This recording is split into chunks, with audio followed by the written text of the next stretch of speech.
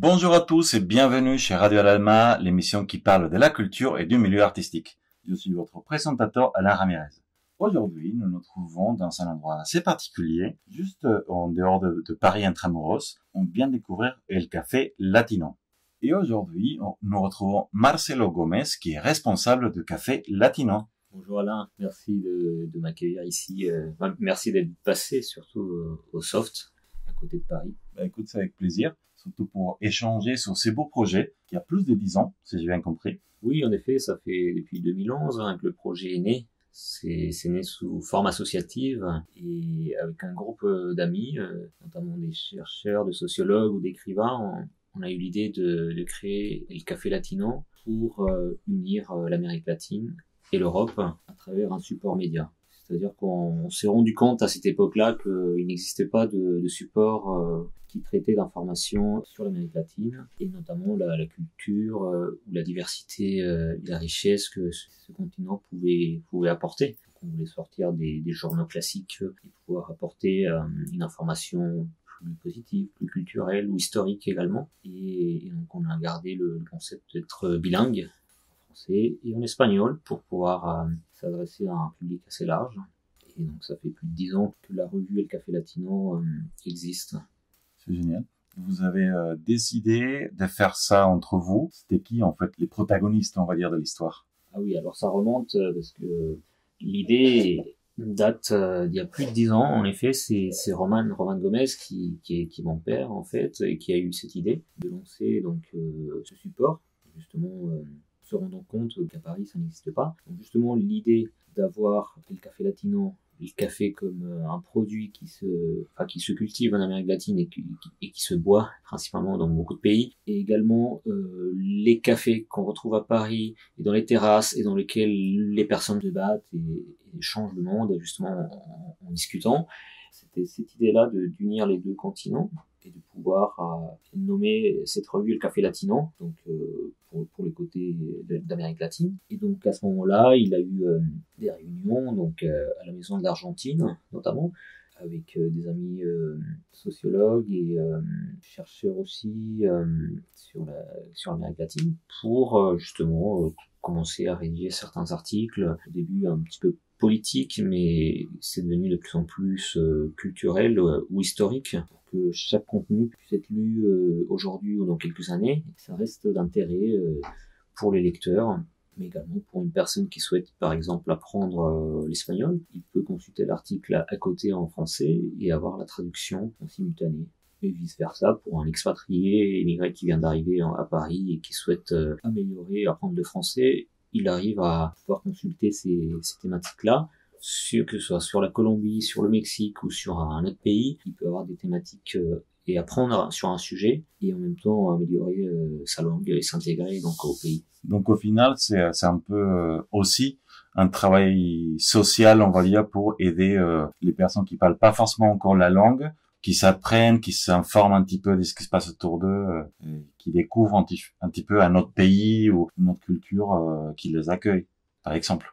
Voilà, par exemple, justement, on est présent à l'ambassade, j'allais dire à l'ambassade de la Colombie, mais aussi au consulat de la Colombie, dans lesquels les personnes qui viennent d'arriver en France, c'est comme un passage obligatoire, on va dire, et donc ils vont pouvoir trouver la revue, et donc pouvoir commencer à améliorer le français également, grâce à cette revue qu'ils ont vue dans cet endroit-là. Par exemple, il y a certaines universités ou lycées qui ont pris donc un abonnement au magazine annuel et qui, grâce au contenu, peuvent donc donner des cours à leurs élèves. Et donc c'est aussi un outil d'éducation pour la langue, pour le français ou pour le FLE, donc le français langue étrangère, ou pour l'espagnol, pour ceux qui souhaitent justement améliorer tout en apprenant des choses culturelles et passionnantes sur ce continent. Tu parles de magazines. C'est vrai que c'est un magazine, mais comment ça a évolué? Parce que bon, maintenant c'est un petit peu magazine physique, mais aussi magazine numérique. Comment ça s'est fait cette transition? Pourquoi? J'imagine qu'il y a un petit peu à voir avec le Covid et tout ça, mais est-ce que il y avait aussi une envie de toucher un peu plus de monde, ou c'était peut-être question fric aussi? Alors en effet, on a toujours été une revue physique depuis 2011. comme je le disais. Et depuis la pandémie, on a commencé à réfléchir à l'idée de développer le site, parce qu'on avait quand même un site internet, mais qui n'avait pas de contenu. Donc on a amélioré le site et on a mis la version digitale en ligne. Donc c'est une version qui est accessible de par le monde et totalement gratuite. Et également, on a commencé à ajouter nos contenus qui avaient déjà sorti dans les numéros précédents.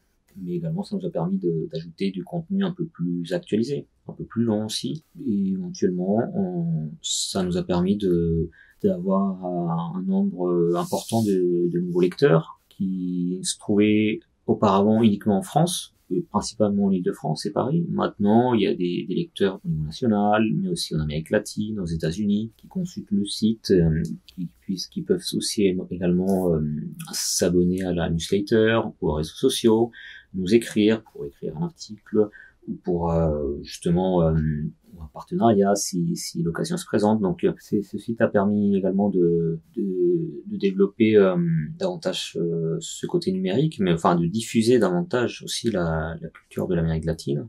Mais c'est aussi plus de travail, évidemment. C'est un long travail, même si c'est un petit peu plus abstrait, mais on ne laisse pas de côté la revue et on continue à la mettre en avant sur le site, sur les moyens de communication digitale, oui. Pour le côté physique, le magazine vraiment imprimé, tu me disais tout à l'heure que vous, parce qu'il n'y a pas que toi, c'est une équipe, vous les envoyez à certains points stratégiques. Est-ce que c'est que en France ou vous touchez d'autres pays, par exemple des pays francophones, la Belgique, le Luxembourg, je sais pas, le Canada peut-être, ou d'autres pays hispanophones, genre l'Espagne qui est juste à côté, ou l'Amérique latine, ça arrive?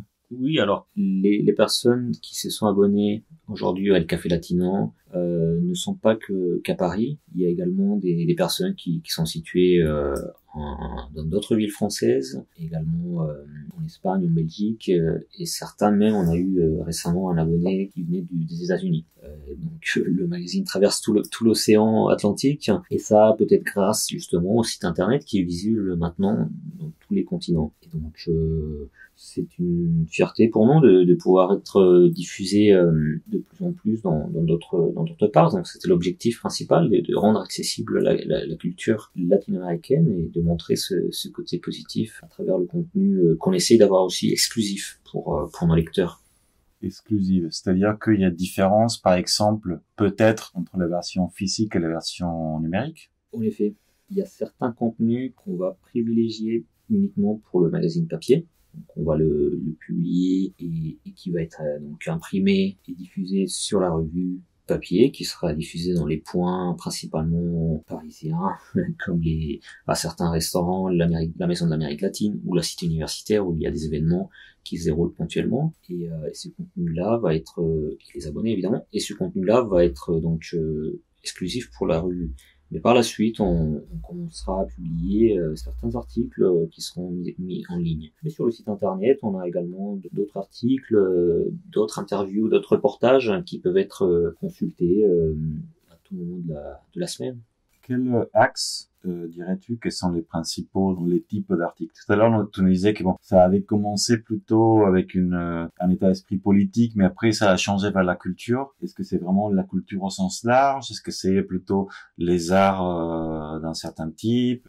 Oui, alors le logo, c'est El Café Latino, comme on l'a dit tout à l'heure, et la phrase qui accompagne ce logo, c'est redécouvrir l'Amérique latine. L'idée, c'est de vraiment repartir à la reconquête de l'Amérique latine.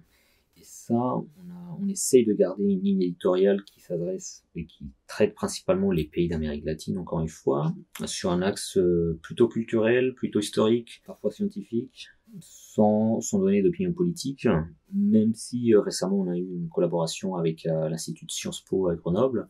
C'était une classe de journalistes, d'étudiants journalistes qui nous ont proposé certains articles sur un dossier particulier sur le Chili. On a collaboré aussi avec l'ambassade du Panama, mais dans la thématique plutôt touristique et la biodiversité que ce pays pouvait apporter, qui est un peu méconnue.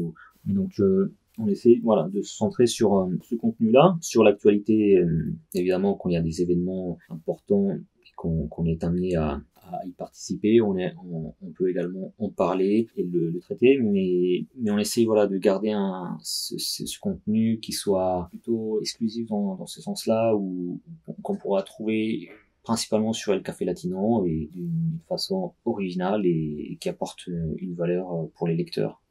Est-ce que toi-même tu écris aussi des articles? Alors, j'ai fait plutôt certains interviews et quelques articles, mais ce n'est pas ma tasse de thé. Je suis plutôt dans la coordination de l'équipe et des partenariats pour El Café Latino. J'écris plutôt certains posts, hein, évidemment, sur les réseaux sociaux ou certaines newsletters, pour qu'elles puissent être visibles, hein, donc, et apporter davantage des lecteurs, bien évidemment.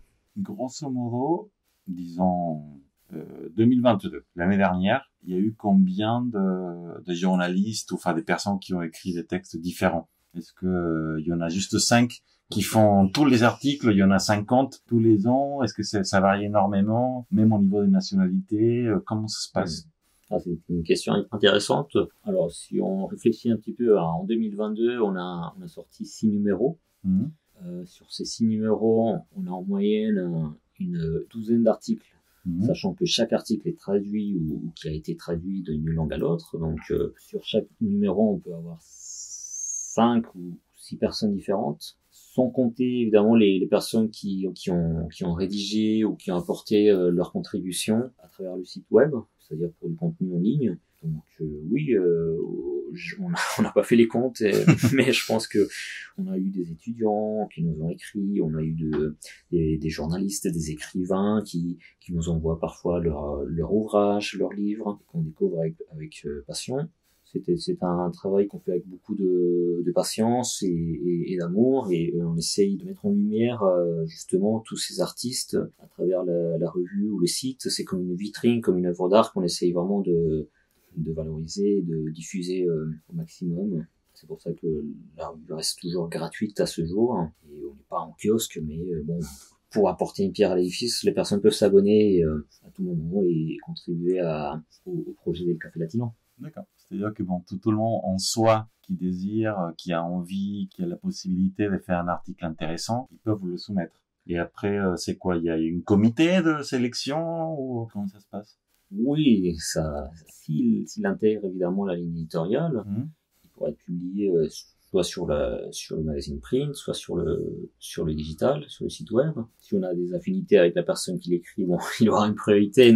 Mais ce que je veux dire par là, c'est que évidemment, pour chaque numéro, on a quand même un chemin de fer qui commence à s'établir, même si c'est bimestriel. Et il faut savoir aussi que l'espace est limité, donc on préconise dans un premier temps les articles qui vont être publiés en ligne, et peut-être par la suite une publication papier, oui. Et parce que du coup, grosso modo, j'ai feuilleté un petit peu la revue. Ça prend 2 pages, un seul article en fait. Une page complète en espagnol, une page complète en français. Et ça fait combien de pages en tout? En tout, on a 48 pages.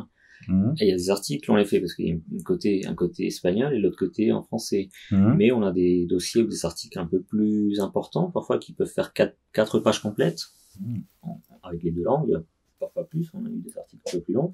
Et donc on est limité par rapport au nombre des pages, mais on accepte les textes, et si vous voulez nous envoyer par mail, bien évidemment, on est ouvert à les consulter et à vous répondre surtout. Très bien. Au final, j'ai vu aussi qu'il y a la possibilité de faire la promotion de, je sais pas, un resto ou un film ou une pièce de théâtre, que sais-je. Comment ça se passe? Les gens te contactent? Est-ce que tu te proposes? Est-ce que c'est voilà, juste envoyez-nous l'article, ça coûte autant et on le met sans forcément regarder ce que c'est? Est-ce qu'il y a une sélection aussi? Alors évidemment, ce sont des partenariats qui sont souvent, pour la plupart, choisis. Donc parfois on contacte pour certains partenariats qu'on a de ponctuels sur l'année. Parfois c'est nous qui allons contacter certaines causes qui nous intéressent ou certains projets. Il peut s'agir évidemment d'un article promotionnel ou d'un encart, d'une affiche qui va être diffusée donc sur la revue ou sur les différents supports numériques. Et on est ouvert évidemment à traiter au cas par cas chaque projet et en parler au téléphone ou par mail. On est à côté de Paris, donc assez accessible. assez accessible en effet. Au niveau des partenaires, qu'est-ce que vous avez intéressant? Tout à l'heure, quand tu parlais de Sciences Po, je sais pas si c'était vraiment un partenariat ou c'était un cas isolé. Tout à l'heure, en off, tu me parlais des alliances françaises dans plusieurs pays du monde. Est-ce que c'est vraiment des partenariats qui sont là depuis un moment et ils vous soutiennent, je sais pas, depuis 10 ans, depuis 5 ans, ou c'est vraiment une fois sur un projet en particulier, sur l'année? On essaye d'avoir des partenariats sur le long terme, le plus longtemps possible, comme l'Institut de Sciences Po à Grenoble. C'est un partenariat déjà qui dure depuis 3 ans, 3-4 ans, hein, plus ou moins. Donc avec qui on est content d'avoir un travail de contenu rédactionnel, bilingue et intéressant pour les étudiants et les lecteurs. On a aussi le partenariat avec l'Alliance française qui vient de commencer récemment. Et donc c'est les alliances françaises qui sont en Amérique latine et qui ont diffusé donc un contenu sur le pays en question, et qui vont évidemment mettre en avant le Café Latino là-bas, leurs étudiants, pour créer cette union ce pont entre les deux continents, évidemment. Et il y a un partenariat aussi assez important avec la Semaine de l'Amérique latine et des Caraïbes, hein, qui a lieu entre le mois de mai et juin chaque année. Et donc, c'est un partenariat qui est entamé avec le ministère des Affaires étrangères français, qui a lancé cet appel à projet pour valoriser la culture, que ce soit au niveau des colloques, du cinéma, du théâtre ou de la musique. Et nous, on essaye de les soutenir là-dessus. Et donc, il y a des partenariats comme ça qui se répètent, qui se renouvellent chaque année. Ok, bah parfait. Bah c'est très intéressant. Et je vous souhaite que vous ayez de plus en plus de partenaires. En fait, là, pour l'instant, ça fait un peu plus de 10 ans. Espérant que dans 10 ans encore, vous ayez 5 milliards d'abonnés un peu partout dans le monde. Donc voilà. Je pense que c'est le rêve de beaucoup de médias ou d'associations qui commencent, et bien évidemment on serait ravis d'être partenaire de El Alma, ou de trouver une collaboration. On est ouvert à tout type de collaboration à l'avenir. Et donc, merci beaucoup Alain pour cet échange. Bah, écoute, avec plaisir. Et oui, bah oui, on va voir comment on peut changer nos visibilités, nos efforts. Sur cela, enfin, tous ceux qui nous écoutent, je vous remercie d'avoir entendu cette belle interview. Je vous invite, comme d'habitude, à suivre tous les réseaux possibles et imaginables de El Café Latino. Abonnez-vous physiquement ou virtuellement, ou les deux. Voilà, soyez fous. De toute façon, c'est bien toujours d'avoir la version physique. Moi, personnellement, j'adore les livres, donc j'aime bien avoir la version papier entre les mains. Et bon, il y a plus de contenu en ligne, donc profitez-en. Et partagez l'interview si possible pour arriver à plus de monde, justement.